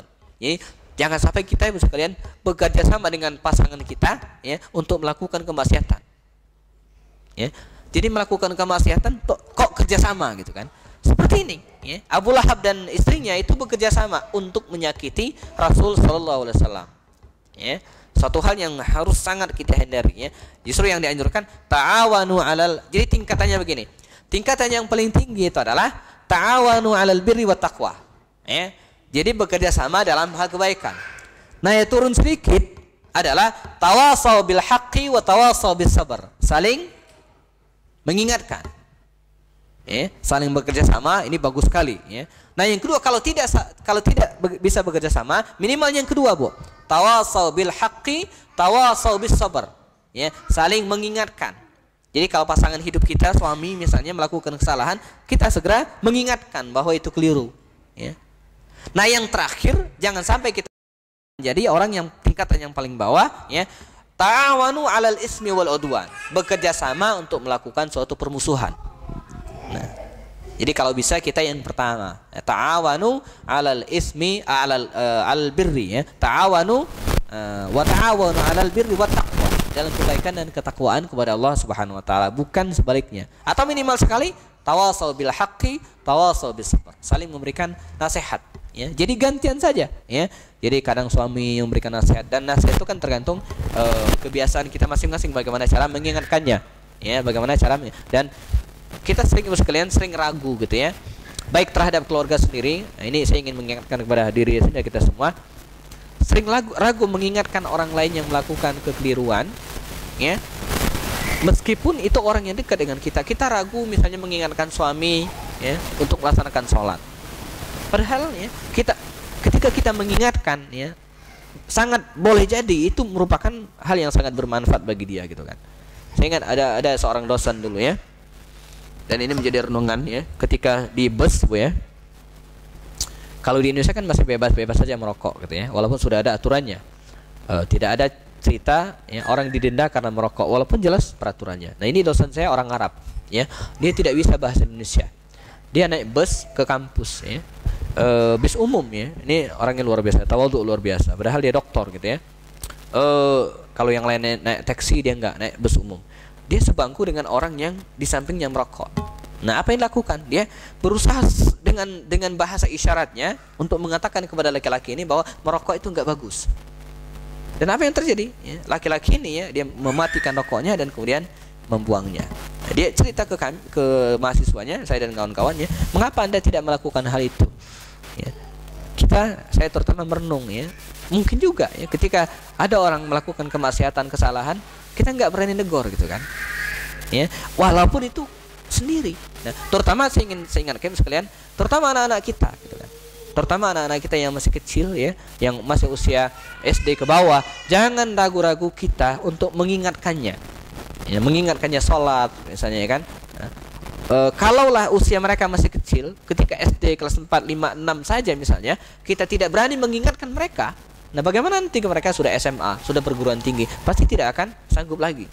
Ya, nah mumpung mereka masih kecil, kita bisa mengingatkan mereka. Saya ingat ya, ada seorang om saya yang jauh ya, padahal dia ustadz ya, tapi kemudian anaknya tidak sholat dan seterusnya. Nah, saya konfirmasi ke kakaknya. Nah, kakaknya ini yang menjadi istri dari bibi saya. Ya, itu kok anaknya om itu kok, saya bilang nggak sholat dengan bahasa saya. Nah, dia sampaikan begitulah ya, karena sejak kecil tidak diingatkan. Ketika sudah SMA, dia nggak kuat lagi mengingatkan karena anaknya sudah bisa membantah, ya kan? Ya, sudah bisa. Nah, mumpung mereka masih kecil, maka kita harus rajin mengingatkan. Ya, jangan ragu-ragu ya. Bahkan orang yang terdekat dengan kita sekaligus ya, apakah mertua misalnya kan? Nah, bagaimana mengingatkan mertua supaya sholat? Jangan, bu sholat bu, jangan kasar kan? Ya, bisa dengan bahasa kita ya. Ibu bawa mukena, padahal dia bawa, kita udah tahu kan? Dia bawa ya. Atau macam-macam ya. Atau tempat wudhu di sini misalnya. Atau ma nanti kalau mau sholat di sini, itu kan bagian dari cara mengingatkan mereka. Ya. Itu mertua kita. Ya. Apalagi orang yang sangat dekat dengan kita, ya suami misalnya. Ya. Jangan ragu-ragu membangunkan dia sholat subuh misalnya, bu ya. Kan bisa jadi para bapak itu kan capek malam dan seterusnya. Bisa jadi. Nah, kita jangan mentang-mentang perempuan, enggak ya, harus siap mengingatkan ya. Para ibu dan jamaah sekalian, ya mungkin ini yang bisa disampaikan pada kesempatan kali ini. Kita ada waktu seperempat jam mungkin sebelum jam 2, karena saya tahu ibu-ibu juga ada agenda, jangan sampai lewat jam 2 ya. Saya juga mungkin sebentar lagi dijemput ya. Kalau ada yang ingin ditanyakan atau ditambahkan tentang tema kita pada hari ini ya, kalau saya tidak salah ingat kita ada 2 pertemuan lagi setelah ini. Ada tema tentang istri-istri Rasul yang kita akan bahas, dan kemudian terakhir ada semi talk show ya, kontribusi muslimah di berbagai ranah insyaallah. Sedemikian ya, kalau ada yang ingin ditanyakan kita masih ada waktu insyaallah. Saya akhiri, assalamualaikum warahmatullahi wabarakatuh.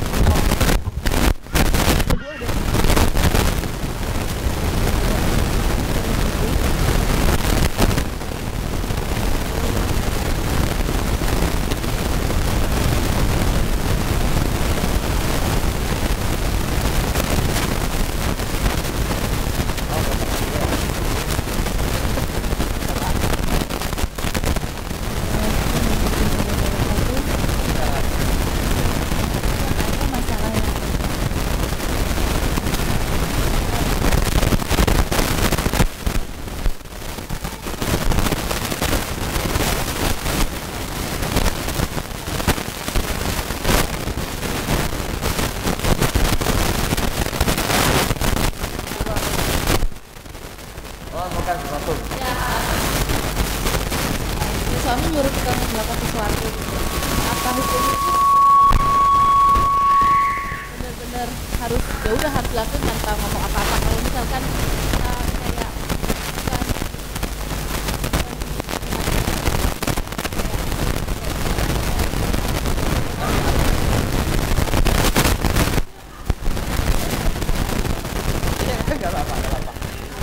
Gak apa-apa. Kita belajar dari Asma binti Yazid bin Sakan yang berani mengutarakan masalahnya, Bu ya. ya seperti itu, Pak. Itu gimana hukumnya, apa itu termasuk dalam yang membantah suami atau gimana? Terima kasih. Saya jawab dulu, Bu. Oke, bagus. Begini, Bu sekalian. Sebenarnya yang harus kita hindari itu adalah ya, menjaga perasaan suami ya, jangan sampai dia marah. Itu saja sebenarnya. Sebab kemarahan dan kemurkaan suami, nah itu yang dikhawatirkan gitu kan. Ya. Jadi kalau seandainya dia memerintahkan minta sesuatu dan kita bisa menjelaskan ya, apalagi sesuatu itu saya nggak tahu contohnya apa misalnya ya, surah apa gitu misalnya, contoh menyuruh itu apa misalnya ya nggak boleh pergi,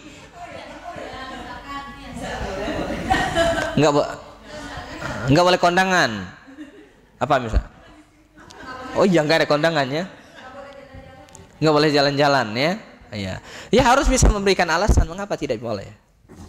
Ya.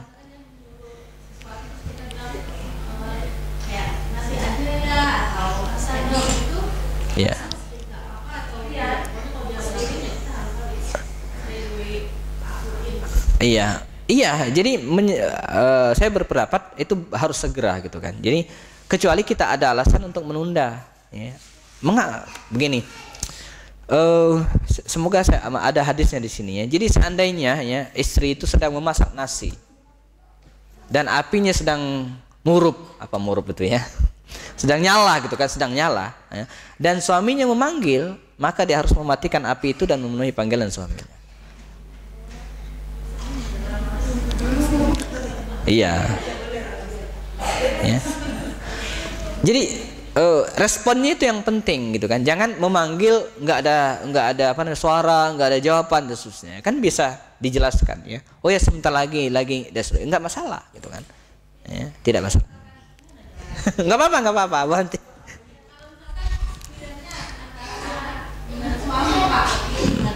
Anak suami. Ini yang saya sering sampaikan, membenturkan sesuatu yang tidak berbenturan gitu ya. Membenturkan sesuatu yang tidak berbenturan. Apapun ketaatan kepada suami, bahkan ketika ketaatan itu berlawanan dengan ketaatan kepada orang tua, suami itu harus didahulukan. Jadi seandainya emaknya nyuruh, bapaknya nyuruh, pada saat yang sama suami nyuruh, suami duluan. Kan ada cerita yang sangat terkenal kan, misalnya dia diminta oleh suaminya untuk tidak keluar rumah semasa dia berjihad. Ya, jadi wasiat suaminya ini, pesan suaminya, selama saya pergi maka jangan tinggalkan rumah. Nah beberapa saat kemudian ada yang memberitahu bahwa ayah perempuan ini, ayah ibu ini ya sakit keras. Dia diminta untuk menghadiri atau datang ke rumah orang tuanya. Tapi karena ya wasiat dan pesan suaminya, dia tidak boleh meninggalkan rumah, dia tidak mau. Dan dikabarkan lagi ayahnya meninggal dunia. Ini contoh ekstrim memang gitu ya. Ya, kalau sekarang mungkin terjadi bisa komunikasi kan, bisa ngebel suami kan. Ibu sakit nih. Ini kan zamannya kan waktu itu belum ada telepon. Ya. Nah, saat meninggal dunia, ya, katanya suami saya tidak di rumah dan saya tidak diizinkan keluar rumah. Itu sampai utusan datang yang ketiga, ya, orang tua kamu ini akan dimakamkan. Sebelum dimakamkan, ya, silakan datang untuk ketemu dulu. Dia mengatakan suami saya belum pulang. Dan sampai kemudian dimakamkan, dia tidak datang ke rumah orang tuanya. Maka kata Rasul SAW, dengan cara inilah Allah Subhanahu Wa Taala mengampuni ya, orang tuanya ini karena ketaatan istrinya. Ya, jadi karena ketaatan istrinya kepada suami ini, bukan hanya dia mendapatkan pahala, Bu. Ini orang tuanya meninggal dunia ini diampuni juga. Ya, ini contoh ekstrim memang yang mungkin tidak terjadi hari ini karena kita bisa komunikasi gitu kan. Mak sakit nih, oh iya pasti diizinkan oleh suaminya gitu kan. Tapi saya ingin sampaikan bahwa bagaimana ketaatan kepada suami ini adalah berada di atas segalanya gitu kan. Bahkan untuk hal-hal yang sangat kecil ya. Jadi menyenangkan.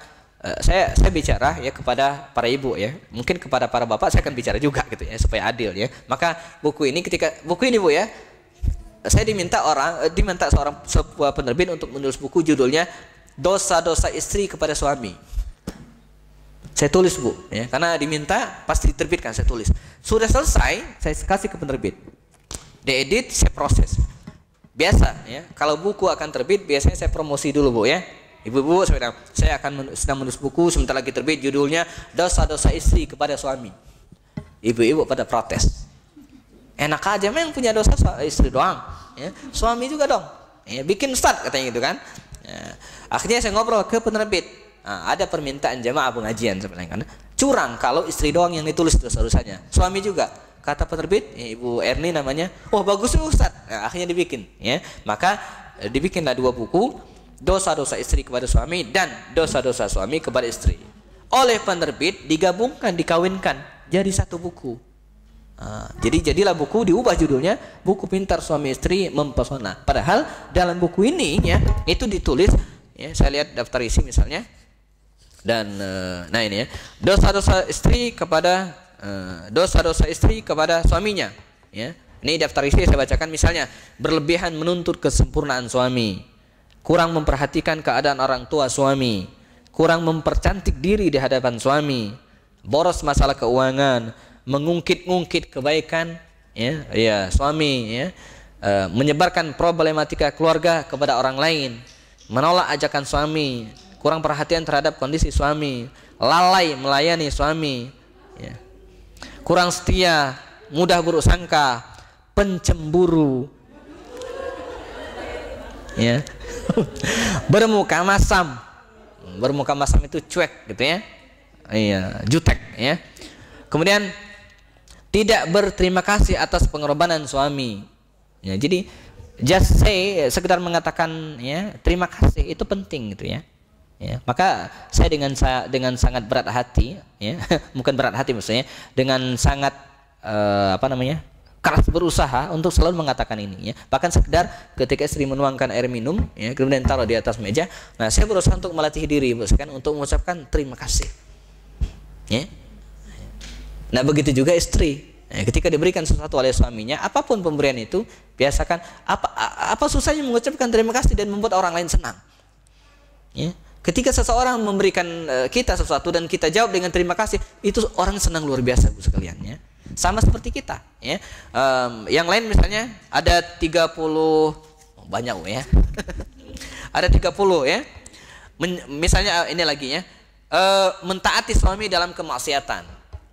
Ya. Kemudian tidak membantu suami dalam kebaikan dan ketakwaan, tidak memperhatikan pendidikan anak, membebani suami dengan banyak tuntutan. Bersikap kasar terhadap suami, mengambil harta suami tanpa izin ya, mengambil harta suami tanpa izin. Apa maksudnya? Misalnya dompet suaminya tergeletak, diambil uangnya gitu kan. Kenapa? Iya, mencuri. Iya, mencuri uang suami itu tidak dibolehkan ya, kecuali ada kecualiannya ya. Jadi di masa Nabi itu ada seorang sahabiat namanya Hindun binti Utbah. Dia mengeluh kepada Rasul, ya Rasulullah, suami saya itu pelit. Jadi suami pelit itu bukan di zaman sekarang aja Bu, dari dulu ada ya. Suami saya pelit. Kata Rasul, ya, ambillah uang suamimu itu sekedar dia secukupnya gitu kan, untuk memenuhi kebutuhanmu. Jadi dibolehkan kalau suaminya zalim. Cuma masa secukupnya ini yang menjadi masalah katanya. Seberapa secukupnya? Ya tentu cukup secara kebiasaannya. Nah ini yang tidak boleh juga Bu sekalian diperhatikannya, meminta cerai kepada suami tanpa alas yang dibenarkan. Nah itu nggak boleh. Udah ceraikan saja, enggak. Ya, ceraikan saya saja gitu kan, enggak. Atau kembalikan saja kepada orang tuaku. Nggak boleh gitu ya. Nah kalau supaya adil saya bacakan juga dosa-dosa suaminya Bu ya, supaya adil ya. Gemar menghina istri, dasar gendut.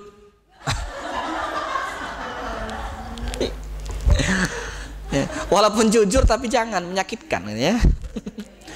Ya pilih kan beda antara kurus dengan langsing Bu. Ya kan walaupun faktanya sama kan. Kurus dengan langsing apa sih bedanya sih gitu kan, sama kan. Tapi janganlah sebut istri itu kurus gitu kan, dasar kurus ya, udah kasih makan kurus, jangan ya. Langsing kan beda ya. Kalau subur gimana Bu ya, masih halus lah dibanding gendut gitu ya. Ya, subur ya. Selalu bersikap dingin, ini juga kelemahan atau dosa-dosa suami biasanya, selalu bersikap dingin, tidak ramah kepada suaminya. Bahkan Rasul itu Ibu sekalian alhamdulillah, maaf istrinya ya. Bahkan Rasul itu sangat ramah, beliau bercanda, beliau bergurau dengan istrinya ya. Nah ini disampaikan kepada para bapak, jangan dingin kepada suaminya ya. Tegur, ajak ngobrol. Jangan rumah kayak kuburan ya. Kuburan diem aja gitu kan ya. Ya ngomong apa, kayak cerita apa kayak gitu ya. Dan saya mungkin pernah cerita waktu kapan saya cerita, ada seorang suami yang miskomunikasi dengan istrinya dan kemudian berdiam diri, tidak mau saling bicara. Tapi namanya satu rumah kan tidak bisa, tidak mungkin, mesti ada komunikasi ya. Nah, kalau sekarang ada SMS, dulu kan belum ada. Akhirnya dia nulis kepada istrinya, "Ma, ya, nanti bangunin saya jam 5 subuh ya, saya ingin ke kantor." Kira-kira begitulah ya. Begitu dibangun sudah jam 5 lewat, jam 6 hampir. Dia ingin marah kepada istrinya, tapi dia tidak jadi marah karena di sampingnya ada tulisan, "Pak, bangun, sudah jam 5." Nah, ini akibat ya mandeknya komunikasi gitu ya. Nah, jadi babnya di rumah itu jangan mentok, mesti komunikasi jalan apapun ya. Dosa suami juga adalah pelit. Dosa suami kepada istri diantaranya adalah pelit ya. Kemudian mudah marah, emosional, itu sering sekali ya. Kalaupun harus marah, dalam kajian-kajian psikologis walaupun agak panjang, marah itu banyak jenisnya Bu ya.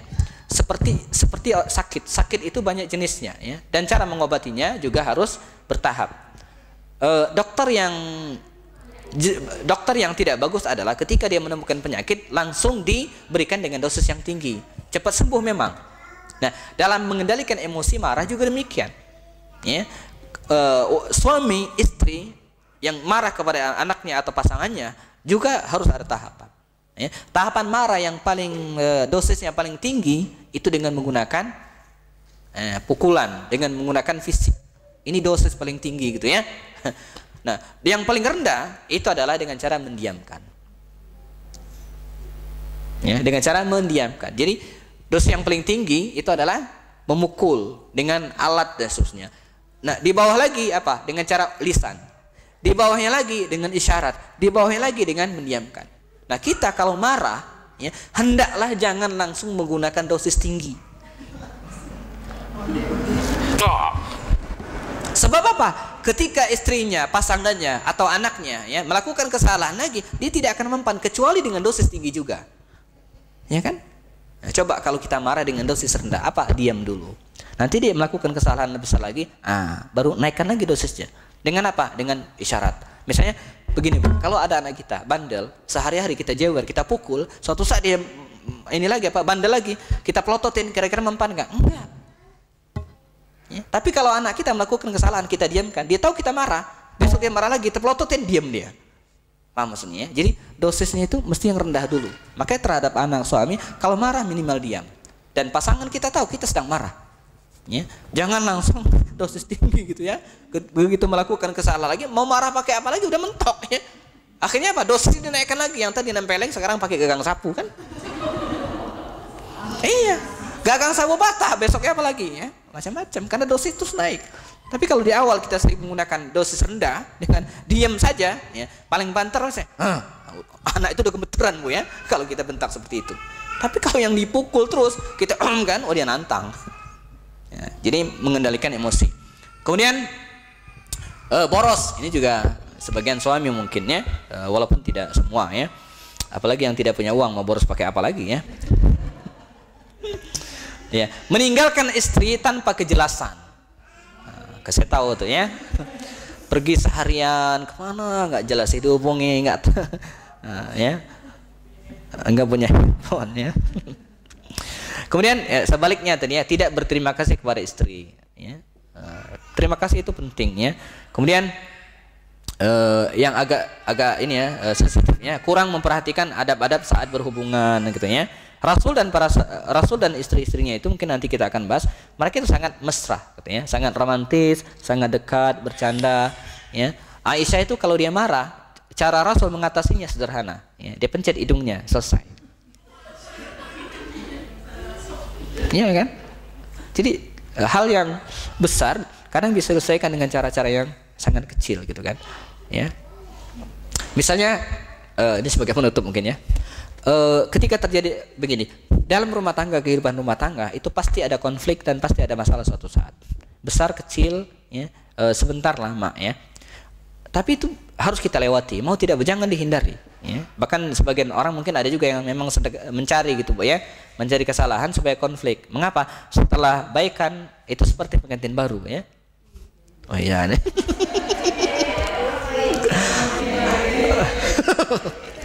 Jadi habis marahan gitu ya, dan kemudian baikan itu seperti pengantin baru gitu ya.